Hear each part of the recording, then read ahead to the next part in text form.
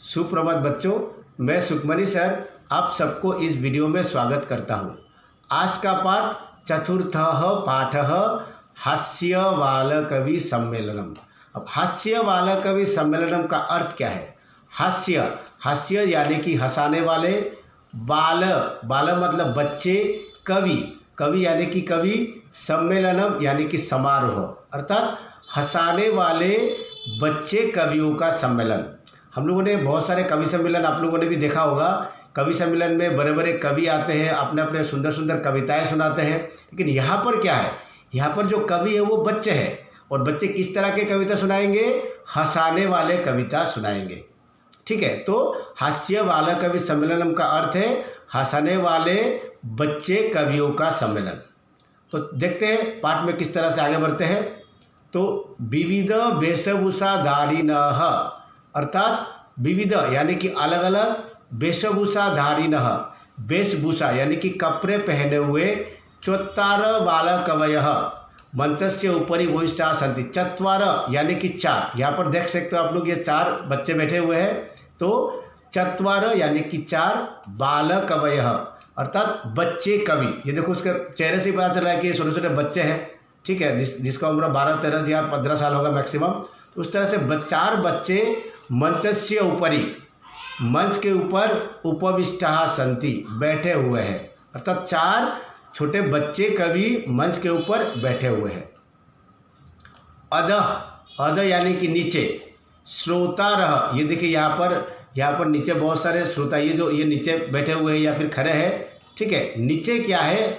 श्रोतारः, श्रोता यानी कि ऑडियंस। हास्य कविता श्रवणाय, हंसाने वाले कविता सुनने के लिए, उत्सुकाः सन्ति, बहुत उत्सुक है। कोलाहलम च कुर्वन्ति, और ये कोलाहल यानी कि शोर मचाते हैं।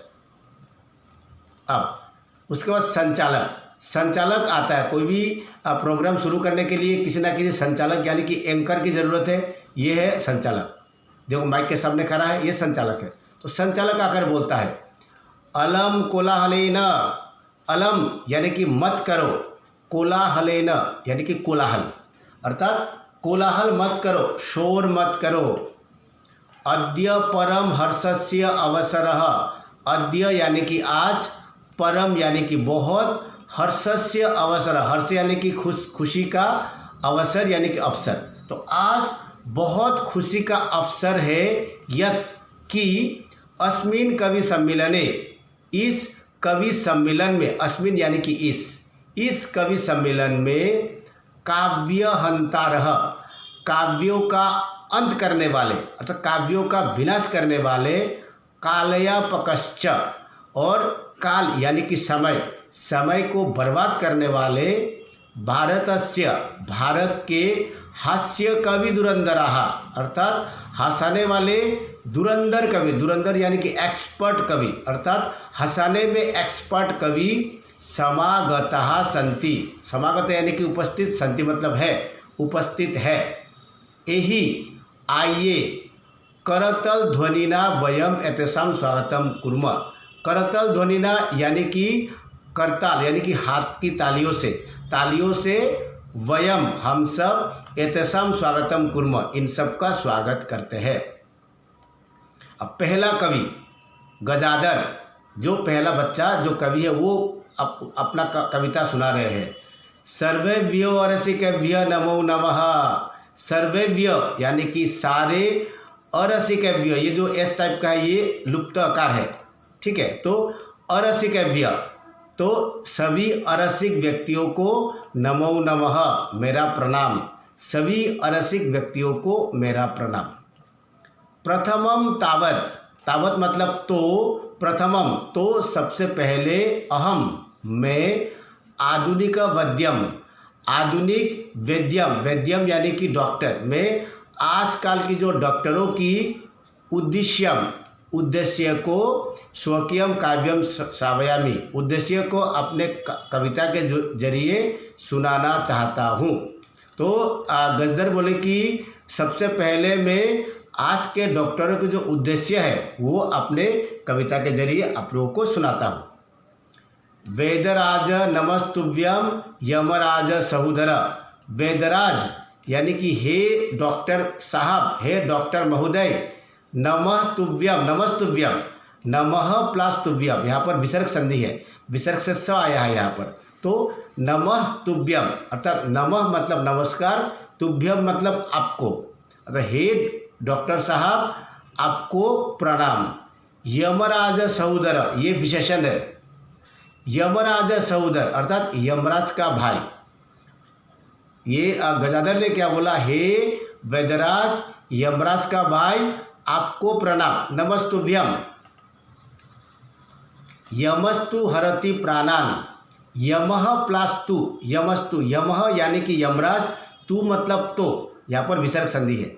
यमस्तु यानी कि यम तो, यानी कि यमराज तो, हरति प्राणान, हरति यानी कि हर लेना, ले लेना, प्राणान यानी कि प्राण को, अर्थात यमराज प्राणों को हर लेता है। वैद्य प्राणान धनानि च, वैद्य क्या करता है, प्राणों को तो लेता है, साथ में धनानि च, पैसा भी लेता है। ये तो आपको समझ में आया होगा, क्योंकि आप कहीं पर भी अगर कोई भी आदमी इलाज करने के लिए जाता है तो अब वो क्या करता है, सबसे पहले तो इलाज कर देता है, लेकिन इलाज करते हुए अगर आदमी मर जाता है तो क्या डॉक्टर उसको पैसा माफ़ कर देते हैं? बिल्कुल नहीं, उसको चाहे मरे या जिए पैसा तो उसको देना पड़ेगा। अगर वो मरेगा तो उसके घर वाले देंगे, ठीक है। इसलिए गजदर ने बोला कि हे वैद्यराज यमराज का भाई आपको प्रणाम। यमराज तो केवल प्राणों को हरता है, आप तो प्राण और धनों को हर लेते हैं। ये सुनकर सर्वे उच्च हसंती, सारे लोग बहुत जोर से हंसते हैं। कालांतक, अब दूसरा जो कवि है उसका नाम है कालांतक। वो बोला अरे वद्यस्तु सर्वत्र, बोले कि अरे भाई वद्यस्तु, वद्य प्लस अस्तु वद्यस्तु, अर्थात वैद्य तो सर्वत्र हर जगह पर है, परंतु लेकिन न ते मादृशा कुशलहा जनसंख्या निवारणे। वो बोल रहा है, कालांतक बोल रहा है कि अरे भाई वैद्य तो हर जगह पर है, परंतु ते वे न मादृशा कुशलहा, वो मेरी तरह कुशल, मादृशा मतलब मेरी तरह, कुशलहा मतलब कुशल, वो मेरी तरह कुशल न मतलब नहीं है, जनसंख्या निवारणे, जनसंख्या को कम करने में वे मेरी तरह एक्सपर्ट नहीं है। क्योंकि ये कालांतक जो था वो एक मर्डरर था। ममापि काव्यम इदम सुनवंतु भवन्तः, अर्थात मेरा भी काव्य इदम, मेरा भी यह, इदम मतलब यह, मेरा भी यह काव्य सुनवंत भवन्तः, आप लोग सुनिए। अब कालांतक का कविता, चितां प्रज्वलित्वां दृष्ट्वा वैद्य विस्मयागतः, नाहं गत न मे बाता कस्येदं हस्तलाघवम्। तो चितां प्रज्वलित्वां दृष्ट्वा, चिता यानी कि जो मरने के बाद जो लोगों को आग देते हैं वो आग, प्रज्वलिता जलता हुआ, दृष्ट्वा यानी कि देखकर, वैद्य विस्मयागत, वेद विस्मृत हो गया, वेद हैरान रह गया, अर्थात कहीं पर कोई आदमी मरा हुआ था, उसको जलाने की जो आग को देखकर वेद विस्मित हो गया, यानी कि वेद हैरान रह गया। वो बोलने मन ही मन बोलने लगा, ना हम गतो, न प्लस अहम नाहम, न मतलब नहीं, अहम मतलब मैं, गतो मतलब गया, ना मैं गया, न मैं भ्राता, ना ही मेरा भाई, उसका भाई यानी कि यमराज, कस्य इदम हस्तलाघवम, ये किसकी हाथ की कला है। क्योंकि डॉक्टर को लगता है कि आदमी को मारने के लिए सिर्फ दो लोगों के पास परमिशन है, डॉक्टर या फिर यमराज। तो डॉक्टर सोच रहा है कि मैं भी नहीं गया और मेरा भाई भी वहाँ पर नहीं गया, तो कस्य इदम, कस्य यानी किसके, इदम मतलब यह किसके, हस्तलाघवम, ये किसकी हाथ की कला है कि इस बंदे को मार दिया गया, ठीक है। अर्थात इस बंदे को किसने मारा, ये मारा किसने था, कालांतक ने मारा था। इसलिए कालांतक बोला कि चिता को जलता हुआ देखकर एक वेद हैरान रह गया और वो सोचने लगा कि मैं भी वहाँ पर नहीं गया और मेरा भाई भी वहाँ पर नहीं गया, तो ये किसकी हाथ की कला है। ये सुनकर सर्वे पुनः हसंती, फिर से सब लोग हंसने लगते हैं। तुंदिलहा, तुंदिल यानी कि पेटू, जिसका पेट बहुत मोटे टाइप का होता है ना, बहुत मोटा पेट वाले, इस तरह का एक लड़का। तुंदस्य उपरि हस्तम आवर्तयन, अपने मोटे पेट के ऊपर हाथ को ऐसे ऐसे फिराते हुए। तुंदिलोहम भो, तुंदिलो अहम, तुंदिल मतलब तुंदिल, अहम मतलब मैं, भो मतलब हे महोदय, हे लोगो, मैं तुंदिल हूँ, मेरा नाम तुंदिल है। ममापि, मम प्लस अपि, मम मतलब मेरा, अपि मतलब भी, मेरा भी, इदम यह, काव्यम श्रूयताम, मेरा भी यह काव्य सुनिए, जीवने धार्यताम च, और इस काव्य को अपने जीवन में उपयोग कीजिए, जीवन में धारण कीजिए। अब उसका कविता क्या है? परान्नम प्राप्य दुर्बुद्धे माँ शरीरे दया कुरु। परान्नम, परान्न यानी कि दूसरों के घर में अन्न मिलने पर, अर्थात दूसरों के घर में जाकर खाना खाने का अवसर मिलने पर, प्राप्य यानी कि प्राप्त करने पर, दुर्बुद्धे है अर्थात हे बेवकूफ़ लोग, हे मूर्ख लोग, मेरे बात ध्यान से सुनो।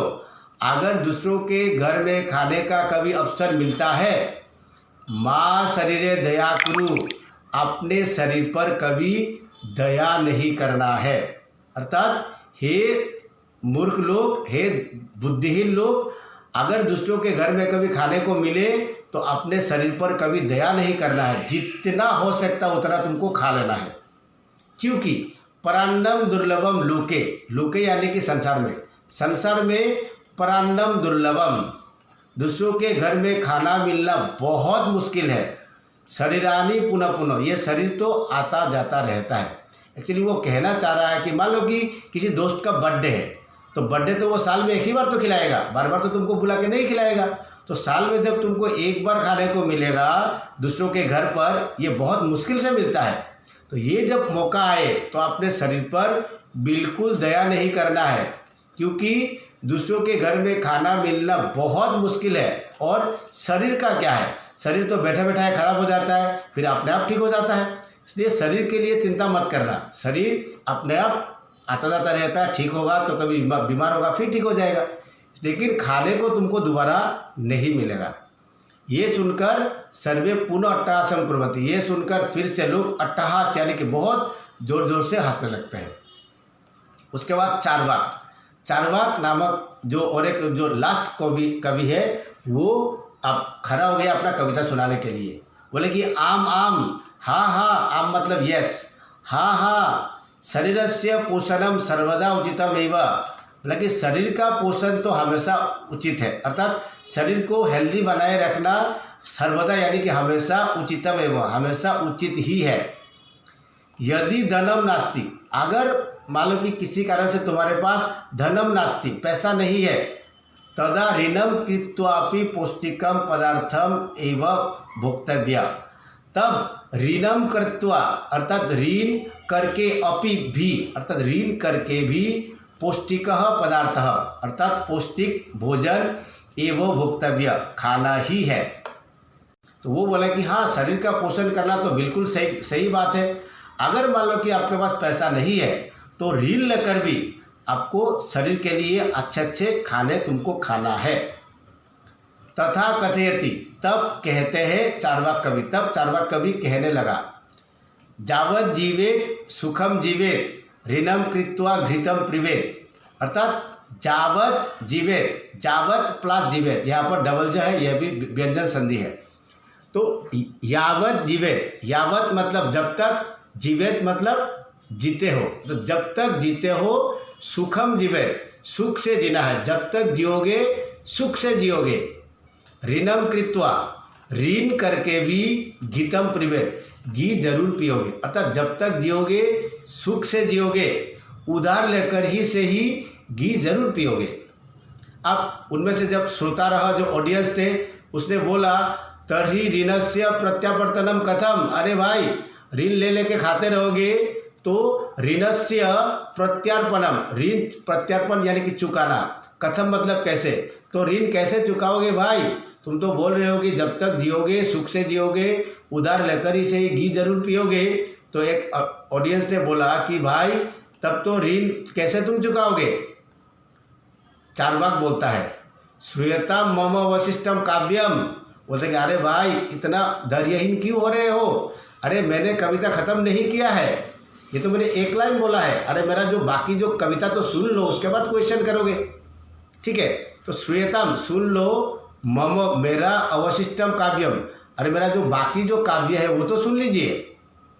अब उसका दूसरा लाइन देखो, घृतम प्रीत्वा समम कृत्वा ऋणम प्रत्यर्पयत जनः, बोले कि घृतम प्रीत्वा, घी पीकर, समम कृत्वा, आप घी पियोगे तो शरीर ताकतवर होगा, फिर क्या करोगे, समम कृत्वा, श्रम करके, ऋणम प्रत्यर्पयत जनः, लोगों को ऋण जो वापस कर दो।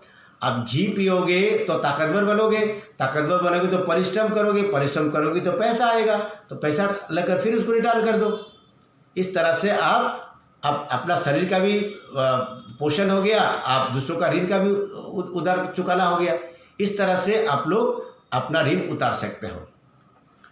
अब काव्य पाठ श्रवणेन उत्प्रेरित बालक कवियपि आशु कविता रचयति। इस काव्य पाठ श्रवणेन, इस काव्य पाठ सुनकर, उत्प्रेरित एक प्रेरित होकर, अर्थात इस काव्य कविताओं को सुनकर प्रेरित होकर एक बालको अपि, एक लड़का भी, क्योंकि वो भी तो लड़के थे, तो ये लड़का भी क्या हो गया, जो श्रोता के बीच में था, ऑडियंस में था, ये भी क्या किया, आशु कविता रचयति, एक छोटा सा कविता सुना, मतलब रचना करता है, हास्यपूर्वकम श्रावयति, और हंसते हुए उसको सुनाने लगते हैं। ये पांचवा कवि है, लेकिन ये कवि नहीं है, लेकिन एक लड़का है जो अपना कविता हंसते हुए सुनाता है। बालक, ये लड़का, श्रूयताम भो, अरे आप लोग सुन लीजिए, ममापि काव्यम, ममापि मतलब मेरे भी काव्य को आप लोग सुन लीजिए। अब उसका काव्य सुनिए, गजाधरम कविम चैव तुंदिल भुजलोलुपम, अर्थात गजाधर, कवि गजाधर, तुंदिल जो दुष्टों के भुजन पर लुप करने वाला, कालांतकम तथा वैद्यम चार्वाक च नमाम्यहम, कालांतक और वैद्य, कालांतक तथा वैद्य और चार्वाक को मेरा प्रणाम। अर्थात एक्चुअली ये जो कविता जो है वो उसको मतलब थैंक्स दे रहा था, उसको प्रणाम कर रहा है, लेकिन ये इसमें तो हंसने का कुछ है नहीं। बोले गजाधर कवि, तुंदिल जो दुष्टों के ऊपर लुप करने वाला, कालांतक तथा वैद्य और चार्वाक कवि को मेरा प्रणाम। ये कविता सुनकर काव्यम श्रावयित्वा, ये कविता सुनाकर हा हा इति कृत्वा हसति, तो ये खुद हा हा करके हंसने लगता है। खुद कविता सुनाता है और वो बच्चा हा हा करके हंसने लगता है। अन्य अपि हसंती, और दूसरा लोग भी उसका हंसने को देखकर दूसरे लोग भी हंसते हैं। सर्वे गृहं गच्छन्ति, उसके बाद सारे लोग अपने अपने घर में चले जाते हैं। तो बच्चे, आशा करता हूँ कि ये कविता आप लोगों को समझ में आया होगा, ये जो पाठ आपको समझ में आया होगा, और ये छोटे छोटे जो कविताएं हैं, जो श्लोक है, इसका मतलब भी आप लोगों को समझ में आया होगा। अगर आप लोगों को कहीं पर कोई प्रॉब्लम होता है तो आप वीडियो को एक दो बार देख लीजिए, आपका जो डाउट है वो क्लियर हो जाएगा। फिर भी अगर कोई भी आप लोगों को कोई डाउट होता है तो आप मुझे कमेंट बॉक्स पर लिख सकते हो, और या फिर मुझे व्हाट्सएप पे भी आप पूछ सकते हो आपका डाउट, ठीक है। तो मैं इस वीडियो को यहाँ पर समाप्त करता हूँ। धन्यवाद।